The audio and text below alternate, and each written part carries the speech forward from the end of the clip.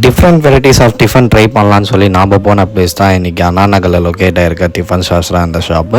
இந்த கடை வந்து தெரியாதவங்க யாருமே இருக்க முடியாது. ஈவினிங் போல் போய் பார்த்தீங்கன்னா செம்ம க்ரௌடாக இருக்கும். அண்ணா நகரில் இருக்க ஒட்டுமொத்த கூட்டமும் இந்த கடையில் தான் இருக்கும். நாமளும் போய் ட்ரை பண்ணலான்னு சொல்லி போயிருந்தோம். இங்கே பார்த்தீங்கன்னா ஒரு 30 இட்லி அதுக்கப்புறம் நீர் தோசை ரெண்டுமே ஆர்டர் பண்ணியிருந்தோம். 30 இட்லி எப்பயுமே போல் நார்மல் தான். இந்த நீர் தோசான்றது தான் அங்கே ஒரு ஸ்பெஷலி. இது பார்த்தீங்கன்னா அங்கே மேங்களூரில் இருக்க ஸ்பெஷலான தோசை. இதில் பார்த்தீங்கன்னா நிறைய ஹெல்த் பெனிஃபிட்டாக இருந்தது.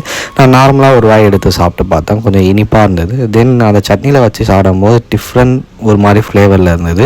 அதுக்கப்புறம் 30 இட்லி நான் ட்ரை பண்ணப்போ ஆவரேஜ் தான், சொல்கிற அளவுக்கு எதுவுமே இல்லை. நார்மலாக நம்ம 30 இட்லி சாப்பிட்ற மாதிரி அந்த சட்னி வெரைட்டிஸ் தான் சொல்லணும். மஸ்ட்டு ட்ரை அந்த சட்னி வெரைட்டிஸ் தான்.